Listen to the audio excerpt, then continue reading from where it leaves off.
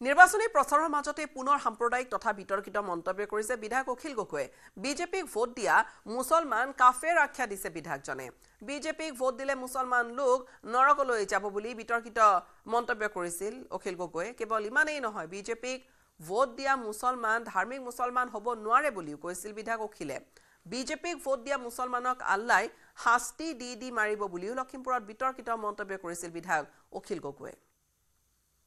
মুছলমানক সংখ্যালঘুক ধ্বংস কৰি দিব কিন্তু সাসাই বদৰুদ্দিন আজমলে আকৌ কি কৰে সংখ্যালঘুসকলক মানে বিজেপিৰ বিৰোধিতা কৰাৰ নামত সংখ্যালঘুসকলক আকৌ অকল মুছলমান কৰি দিয়ে তাৰ ফলস্বৰূপে কি হয় সাসা আৰু মামাই মুছলমান ভোটটো পায় সাসাই হিন্দু ভোটটো পায় মামাই যেতিয়া জিকে সাসাই গৈ আকৌ গোটেইবিলাক আকৌ মামাৰ ওচৰতে বন্ধ কৰি দিয়ে সেইকাৰণে আমি দেখিছোঁ যে বদৰুদ্দিন আজমলৰ যিটো তলা চাবি তাৰ চাবিটো সদায় মামাৰ ওচৰত থাকে সেইকাৰণে মই কৈছোঁ যে বিজেপিক মুছলমান মানুহে ভোট দিবই নাপায় কাৰণ মুছলমান মানুহকতো মাৰিবৰ কাৰণে বিজেপিৰ জন্ম তো সেই বিজেপিক যদি সংখ্যালঘুৱে ভোট দিয়ে তেতিয়াহ'লে তেওঁ কাফেৰ নহয় জানো হ'বনে নহ'ব কওক হয়নে নহয় তেওঁ নৰকলৈ যাবনে নাই নৰকলৈ যাবই গতিকে বিজেপিক ভোট দিয়া কোনো মানুহ কেতিয়াও সংখ্যালঘু মানুহ তেওঁ কেতিয়াও সংখ্যালঘু মুছলমান ধাৰ্মিক মানুহ হ'বই নোৱাৰে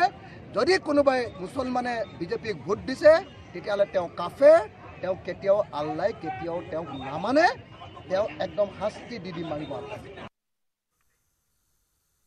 আৰু দিনত বিতৰ্কিত মন্তব্য কৰি মাছ নিশা অসমবাসীৰ ওচৰত ক্ষমা প্ৰাৰ্থনা বিধায়ক অখিল গগৈৰ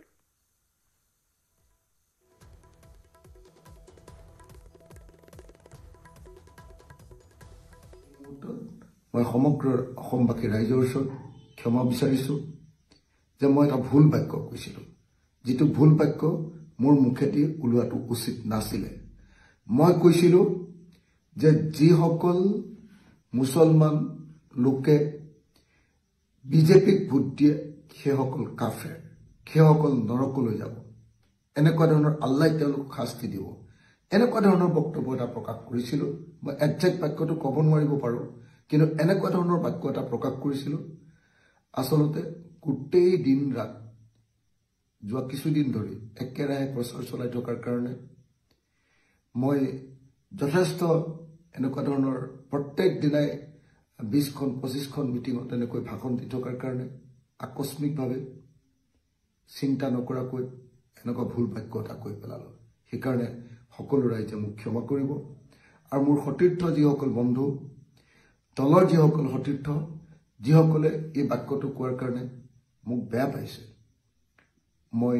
অযুক্তিকৰ কথা কৈছোঁ বুলি কৈছে মই ধৰ্মীয় চিন্তাৰ কথা কৈছোঁ বুলি কৈছে মই প্ৰগতিশীল চিন্তাৰ পৰা আঁতৰি গৈছোঁ বুলি যিসকলে কৈছে মই তেখেতসকলৰ ওচৰতো ক'ব কৈছোঁ যে মই নিস্বাৰ্থভাৱে ক্ষমা প্ৰাৰ্থনা বিচাৰিছোঁ মোৰ ভুল হৈছে মই এনেকুৱা বাক্য কোৱা উচিত নাছিলে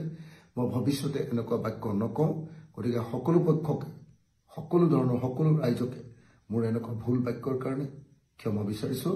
আৰু মোক ক্ষমা কৰি দিবৰ কাৰণে আপোনালোকক আহ্বান জনাইছোঁ ধন্যবাদ জয় অসম